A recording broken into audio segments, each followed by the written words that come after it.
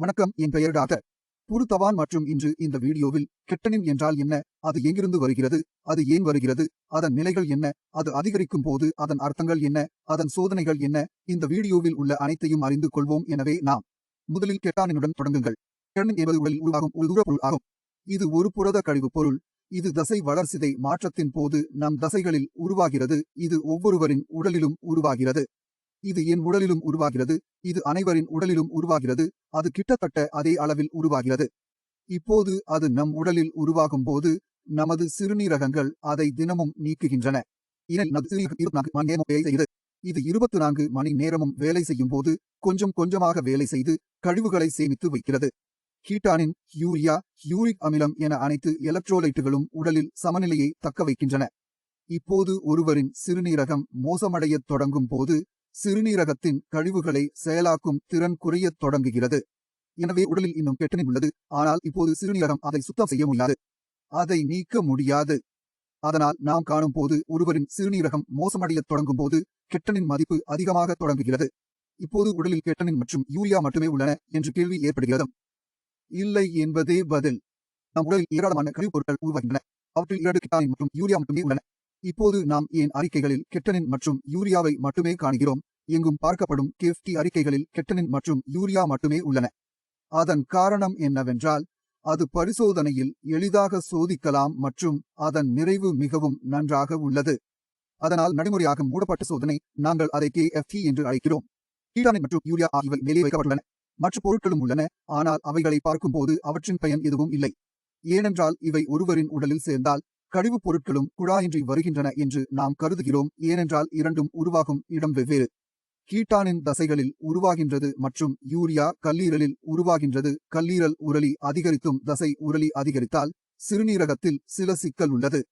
கெட்டனின் நன்றாக இருந்தால் மட்டும் யூரியா அதிகரித்தால் அது கல்லீரல் பிரச்சனையை குறைக்கும். கெட்டனின் மட்டும் அதிகரித்தால் யூரியா சாதாரணமாக இருந்தால் அது தசைகளின் பிரச்சனையை குறைக்கும். எனவே நாம் பார்த்தது என்னவென்றால், 2 விஷயங்களும் அதிகரிக்கும் போது சிறுநீரகத்தில் ஏதோ தவறு இருக்கும் என்பதை குறிப்பிடுகிறது. இவை இரண்டும் அதிகரிக்கும் போது சிறுநீரகத்தில் ஏதோ தவறு இருக்கின்றது என்று நாங்கள் தெரிந்து கொள்கிறோம். இப்போது நிலைகளின் அடிப்படையில் நோயாளியை வகைப்படுத்தியுள்ளோம். ஏனென்றால் நாம் ஒவ்வொரு நோய் பற்றியும் கேள்விப்படுகிறோம்.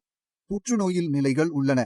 அதேபோல் சிறுநீரக தீவிரத்தின் நிலைகள் உள்ளன. இதனால் சிறுநீரக தீவிரத்து நோயாளிக்கு எவ்வளவு வேலை தேவை என்பதை நாம் அறிந்து கொள்ள முடியும். நோயாளி இந்த நிலையில் இருக்கிறார். இது சிகிச்சையில் பெரிய வித்தியாசத்தை ஏற்படுத்தாது. ஆனால் முக்கியமான பகுதி என்னவென்றால், நோயாளியை வகைப்படுத்துவது முக்கியம். நோயாளிக்கு எந்த சிகிச்சையை உருவாக்க வேண்டும் என்று சொல்ல வேண்டியிருக்கும் போது நாம் நன்மைகளை பெறத் தொடங்குகிறோம். இதற்காக நாம் என்ன சோதனை செய்திருக்கிறோம்? இதற்காக வைக்கப்பட்டுள்ள சோதனை GFR சோதனை. இது குறிப்பாக EGFR என்று அழைக்கப்படுகிறது. E ஏன் குறிக்கிறது? E என்பது மதிப்பிடப்பட்டதை குறிக்கிறது. GFR என்றால் கிளிமிலோ ஃபில்ட்ரேஷன் ரேட். இது சிறுநீரகத்தின் செயல்பாட்டின் வேகத்தை மதிப்பிடுவதற்கான சோதனை. இப்போது இது பெரும்பாலும் KFR எங்காவது எழுதப்பட்டுள்ளது. EGFR என்பது இந்த மதிப்பு. இப்போது GFR இன் மதிப்பு எப்படி வந்தது? இது முக்கியத்துவம் பெறுகிறது. ஒருவருக்கு GFR இன் மதிப்பு இல்லை என்று வைத்துக்கொள்வோம். அவருக்கு கெட்டனின் மதிப்பு மட்டுமே உள்ளது. பின்னர் அவர் தனது GFR ஐ தானே கணக்கிட முடியும். எனவே நீங்கள் எதுவும் செய்ய வேண்டியதில்லை. கூகுள் சென்று GFR கால்குலேட்டர் எழுத வேண்டும். இப்போது உங்களுக்கு முன்னால் பல முடிவுகள் திறக்கப்பட்டுள்ளன. அவற்றில் ஏதேனும் ஒன்றை நீங்கள் தேர்ந்தெடுக்கலாம். ஆனால் எனக்கு விட்ட ஒரு கணினி உள்ளது உங்கள் திரையில். இது எங்களுடையது, ஆனால் அது நல்லது. இப்போது உங்கள் கெட்டனின் மதிப்பை அதில் வைப்பீர்கள். mg இல் எழுதப்பட்ட அலகுகள் டெசிலிட்டர்கள் ஆகும். நீங்கள் அதை தேர்ந்தெடுப்பீர்கள். உங்கள் வயதை நீங்கள் வைப்பீர்கள். இப்போது நீங்கள் கால்குலேட்டரை கிளிக் செய்வீர்கள். அதன் பலனை நீங்கள் காண்பீர்கள். இது உங்கள் அறிக்கையில் அச்சிடப்படுகிற முடிவு. இப்போது நீங்கள் ஒரு கால்குலேட்டர் பயன்படுத்தி இதை செய்ய வேண்டும் என்று நீங்கள் நினைக்கலாம். முற்றிலும் சரி. இது உங்கள் சிறுநீரகத்தின் கூடிய செயல்முறையை கூட்டாது. அது மதிப்பீட்டை சொல்கிறது. அது எப்படி சொல்கிறது? எவ்வளவு GFR குறைந்துள்ளது? உங்கள் வயது என்ன? நீங்கள் வயது மிகவும் பெரியவர் ஆகிறது மற்றும் சிறுநீரகம் வயதுக்கு குறைவாக வேலை செய்கிறது என்றால் அது உங்களுக்கு சொல்கிறது. அதனால்தான் இதில் வயது முக்கியம். ஆணுக்கு அதிக தசை உள்ளது. பெண் சற்று ஒல்லியாக இருக்கும். அதனால்தான் அதில் ஆண் பெண் பிரிவு உள்ளது. சில கால்குலேட்டர்களில் நோயாளி ஆப்பிரிக்க அல்லது அமெரிக்க என்று கேட்கின்றோம். அதுவும் ஏனென்றால் எல்லா ஆப்பிரிக்கர்களும் பெண்களுக்கும் ஆண்களுக்கும் கட்டமைப்பு மற்றும் தசைகள் நல்லவை இருக்கும்.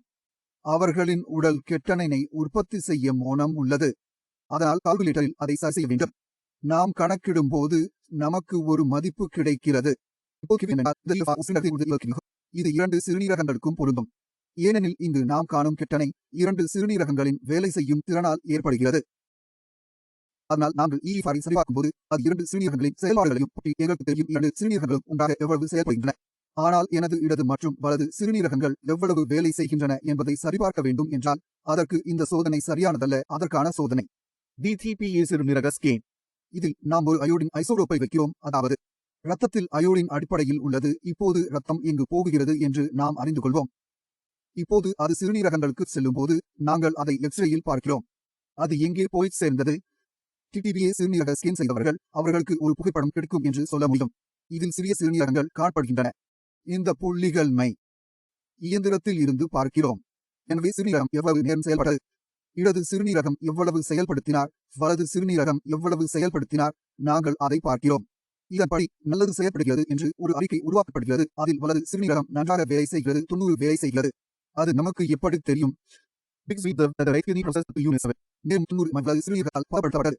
ஆனால் நாங்கள் இதிலிருந்து இடது மற்றும் வலது சிறுநீரகங்களின் வேறுபட்ட GFR மதிப்பை அறிந்து கொள்கிறோம். எங்கும் எமது சிறுநீரகங்கள் எவ்வாறு வேலை செய்கின்றன என்பதும் இதிலிருந்து தெரியும்.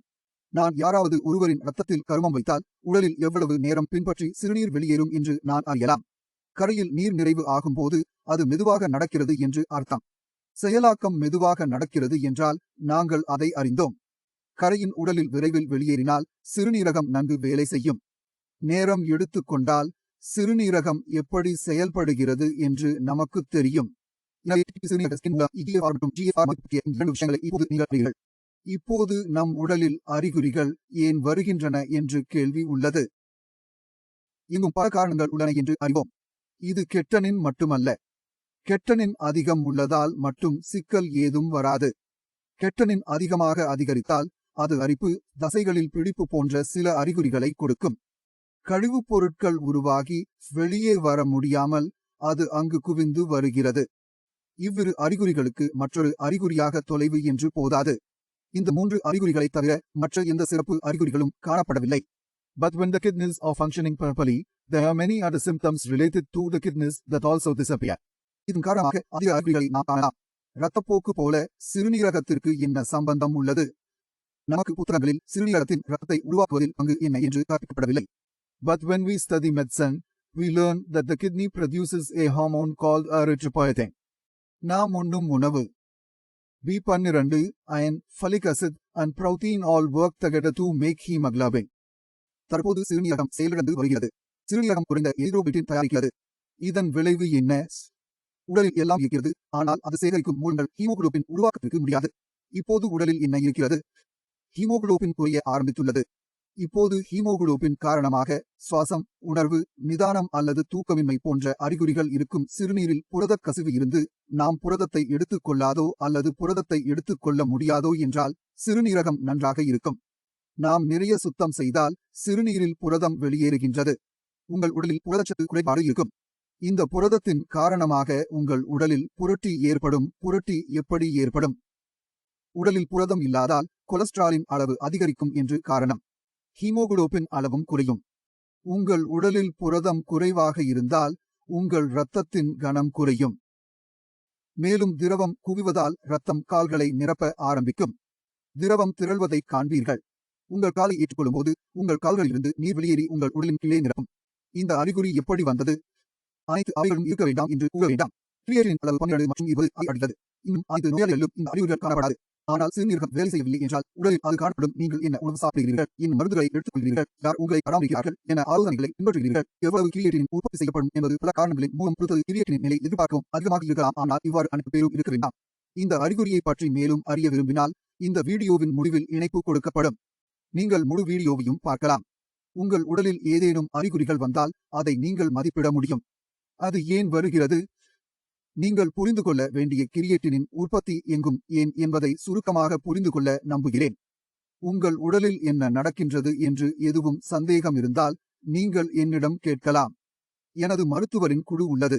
கிரியேட்டினை எவ்வாறு கொடுப்பது என்பதையும் நீங்கள் அறிந்து கொள்ளலாம். இதுவரை நான் போகும் வழியில் முன்னோக்கி விட விரும்புகிறேன். அடுத்த வீடியோவில் சந்திப்போம். அதுவரை நமஸ்தே.